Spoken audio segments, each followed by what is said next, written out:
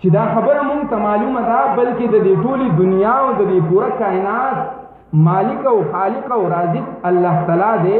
دا خبره ما ته تسلیم کو نو بیا او ته محبت د بل چا سره وي. زما او ستا په زړه کې بیا محبت د بل چا ولې غورځېدل چې دومره ما او ته پوهېږو چې زما او ستا رزق او زما او ستا روزي او زما او ستا دا څومره څیزونه چې دي دا د الله تعالی د طرف نه دي. نو خبره دا سوال په دې ځای کې دا پیدا کېږي نن زما او ستا محبت د الله تعالی سره ولې نشته؟ زما او ستا د زړه تعلق د الله تعالی سره ولې نه جوړه؟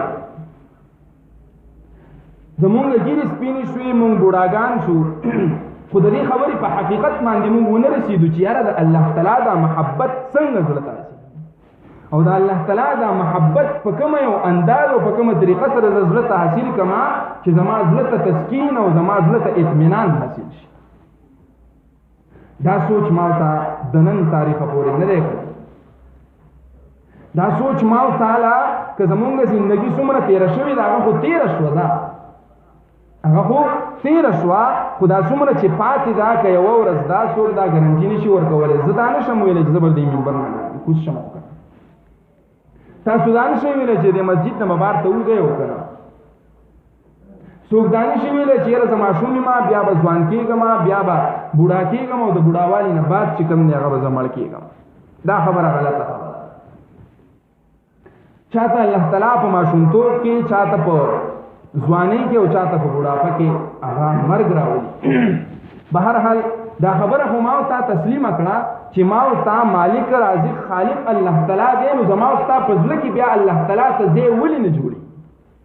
د الله تعالی مینه محبت زما او ستا زړه ته ولې نه کوي؟ خبره دقه یوه خبره ده.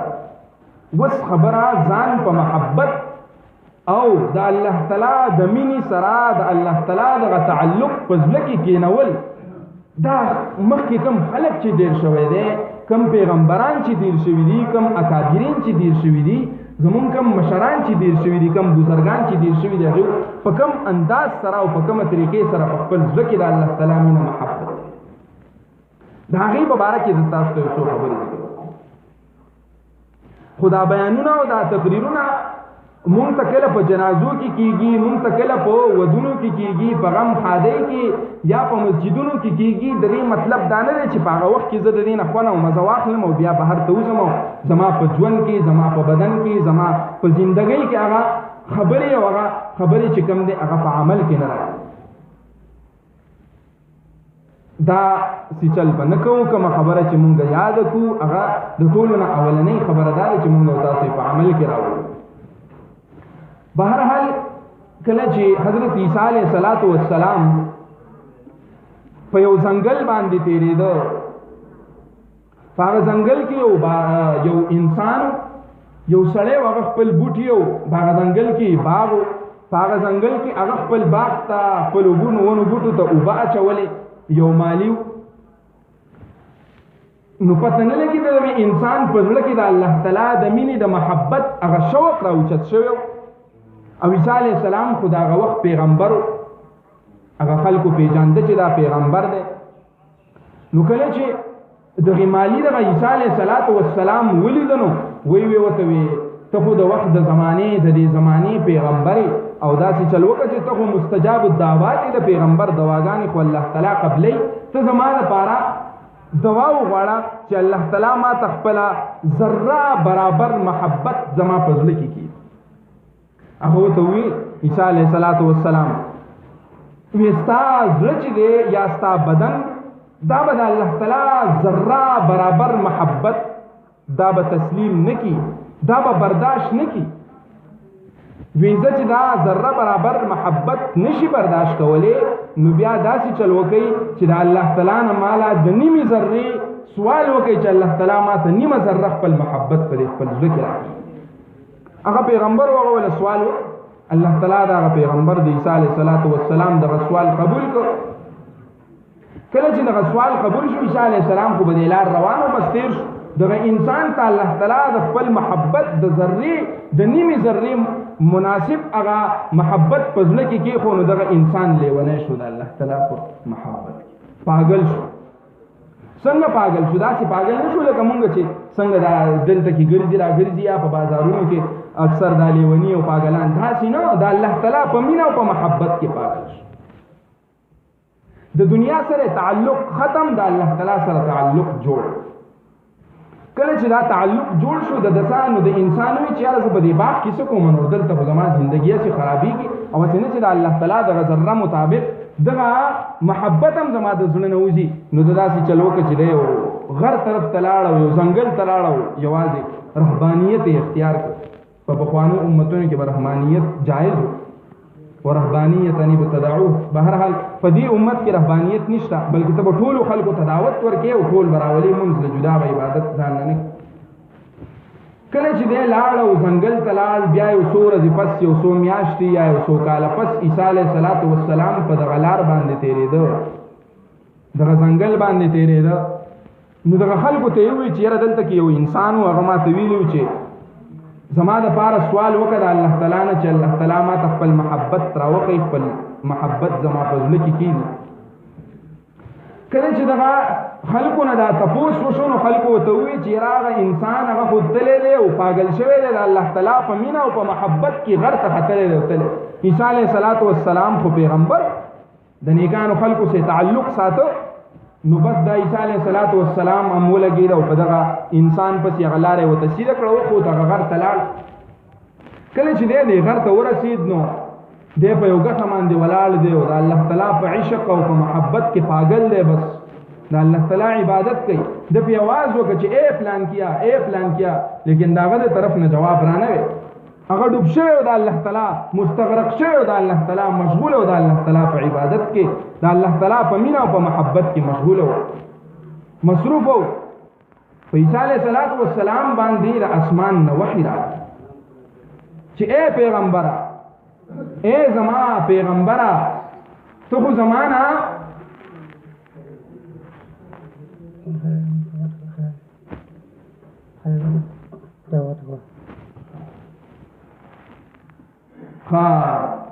نو عیسی علیه السلام باندې د اسمان نه وحی وشوه.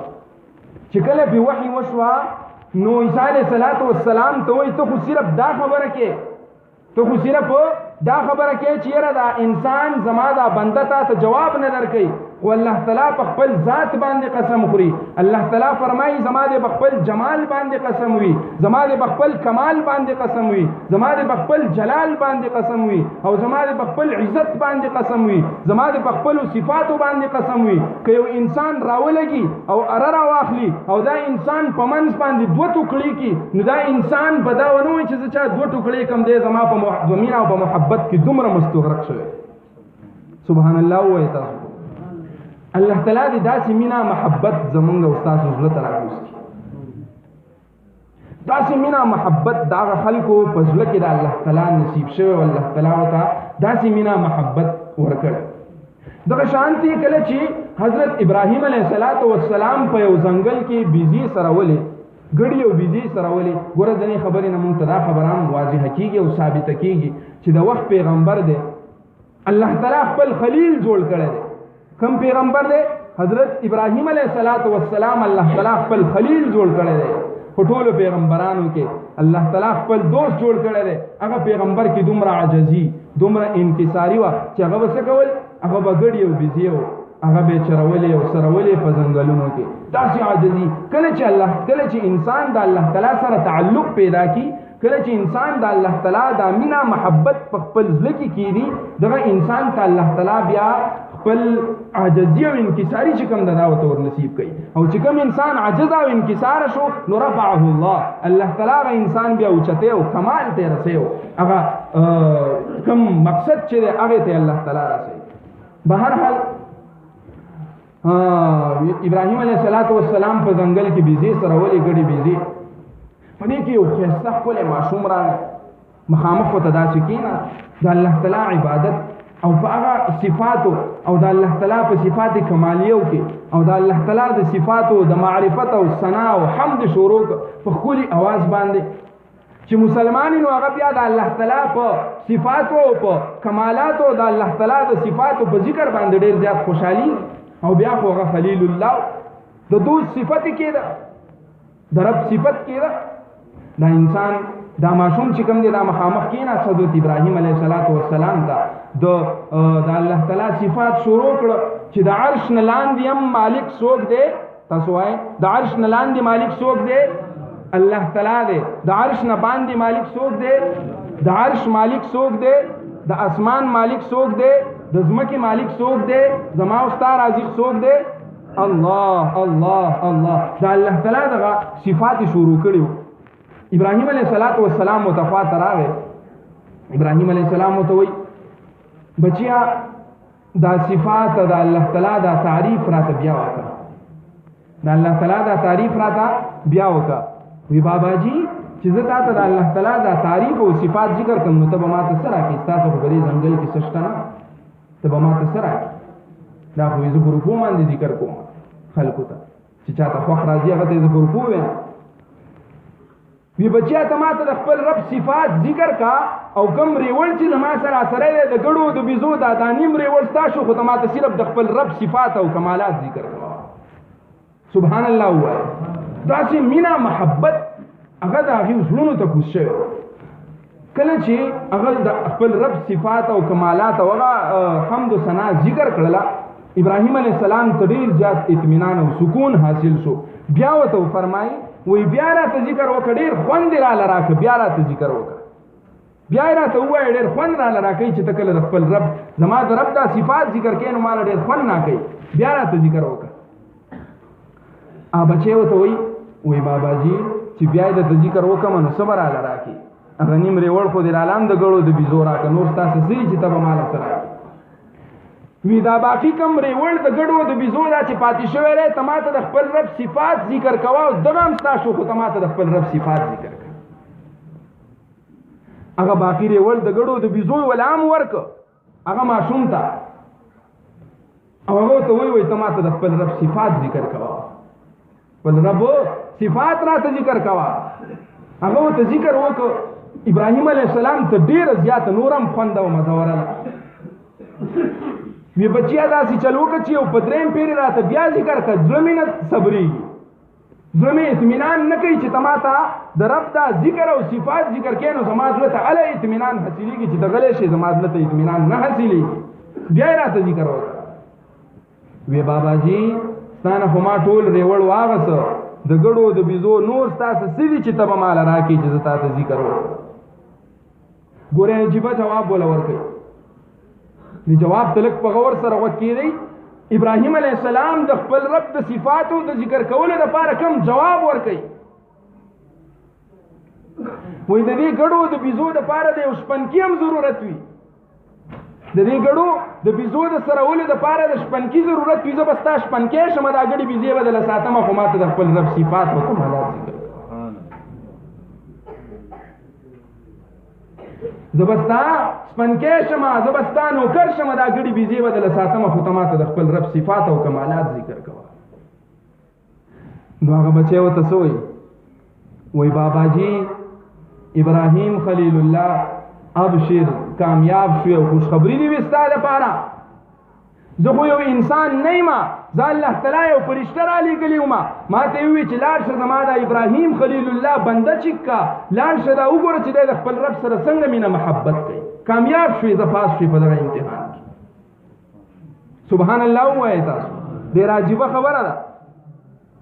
داسې مینه محبت د هغې زړونو ته کوز شوی الله تعالی ورته داسې مینه محبت ورکړی. بله واوره د حضرت موسی علیه السلام زمانه ده. فرعون پاغي کې دعوه کړې ده فقال انا ربكم الاعلى زه د ټولو نه اوچت الله یم. فرعون څه دعوه کړې وه زه د ټولو نه اوچت الله یم. الله تعالی نه مانه وی چې زه الله یم دا ټول خلک په ما ته عبادت کوي زما عبادت په کوي زما تعریف. بهر حال په دغه وخت کې د فرعون په کور کې یو وینځه وه یو خادمه وه. زه وایم چې د خادمه به داسې وه چې خلکو ته به سرونه ګومنځول او په ډول او سینګار کې دغه ډېره زیاته ماهره وه، مرنۍ وه. څنګه چې د چا واده او د جینکۍ او د هلکانو بیوټي پارلر لی بوځي او هغې ورته څه ورته کوي که نه هغه ښکلي کړي. نو هغه شان دا جینۍ چې کومه وه دا په دې یو فن کې مهارت ورته حاصل و. کله چې دا ابراهیم علیه السلام دا جینۍ د فرعون د کور نه ووت بهر ته او دغې جینۍ د فرعون لور له ویښته ګومنځول، د فرعون لور له ویښته ګومنځول. نو د دې جینۍ د دې خادمې د لاس نه دا ګومنځ لاندې وغورځېده. چې کله چې لاندې وغورځېده نو د مسلمان د زړه نه د مسلمان د خوله نه د الله تعالی دا نوم بې اختیاره خېږي. نو د دې جینۍ د دې خولې نه بې اختیاره د الله تعالی دا نوم وښود چې الله. فرعون هغه لور راوچته شوه چې ها تا چا ته آواز وکړ؟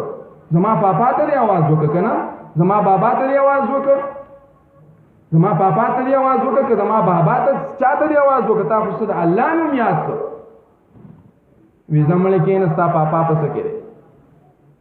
ګورئ دا یو نکته ده، علمي نکته ده. به هر حال د علماو طلبا پې پوهېږي. کله چې منطق چې څنګه حجت جوړېدی شي دغه شان سیاق سباق چې کوم دی دا هم د حجت کار ورکوي. د دې خبرې نه دا معلومیږي، د سیاق د سباق نه دا معلومیږي چې دې جینۍ به ورته داسې په کتاب کې دا نه دي لیکل چې داسې ورته ووایي، خو زه وایم چې داسې به ورته ویلي چې کښېنه مړې ستا پلار په څه کې دی. ځکه چې د سیاق سباق چې کوم دی د دې نه هم دا خبره ته اخذ کولی شي. څنګه چې منطق حجت دی دغه شان سیاق سباق هم حجت کېدی شي. به هر حال دا جدا یو باس دی. نو چې کله یې ورته داسې ووایي وی کښېنه مړې ستا پلار په څه کې دی، فرعون ته دا خبره ورسېده. فرعون په هغه زمانه کې حضرت موسی علیه السلام پیغمبر و. او یو بله خبره درته هم ذکر کړم چې پیغمبر علیه السلام هم د ضلالت او د تذلیل دپاره کوم یو ذکر کړی دی. دا یو خبره ذکر کړې ده چې کله اذان کېږي نو له دوراتم شیطان چې کوم دی دا فیزونه اچي او تښتي. شیطان د تذلیل لپاره داسې یو خبره ذکر کړې ده. نو زه هم تاسو ته وایم چې دې جینۍ به ورته څه ویلي؟ جینۍ به ورته ویلي چې زه مړه ستا پلار په څه کې دی. په هر حال چې کله فرعون ته پته ولګېده چې یاره زما دا وینځه خو هم مسلمانه شوې ده او خپل دین یې پرېښی دی او د جادوګر په هغه وخت کې به فرعون چې کوم دی هغه موسی علیه السلام ته جادوګر وي د جادوګر د موسی دین اختیار کړی دی. وي د هغې هغه جادو پې اثر کړی دی. هغه خلک هغه جینۍ راوغوښته دربار ته او ډېر شي خلک کوم چې د هغې تابع فرمانه خلک وو د هغې عبادت پې کا او هغې ته به رب وي. ځکه چې فرعون خو دعوه کړې وه وانا ربکم الاعلی، هغه عبادت په چا کا او د هغه کوم خلک چې هغې ته به سجدې کولې هغه ټول خلک هغه فوج خلک راجمع دربار ولګېد. دغه جینۍ راوغوښتی شوه. جینۍ ته وایي ای کمبختې ته ډېره کمقله جینۍ یې، ډېره کمقله چې ګوره د بادشاہ د دربار نه چې کوم دی ته په هغې دربار کې اوسېږي او د الله په دربار کې اوسېږي چې ځان ته الله وایي او بیا هم بل الله ته چغې وهې. زه خو ستا رب یم، مرګ او ژوند خو زما په لاس کې دی. که چېرته تنخوا مې دله بنده کړه نو ګورې بیا به ستا صحیح بیا به ستا د رزق څه پته خو نه لګي، ته به مړه شې. وایي نه ته زما رب نه یې، زما رب څوک دی؟ الله دی. زما رب څوک دی؟ الله دی چې زمونږ او ستاسو د ټولو خالق دی، مالک دی، رازق دی.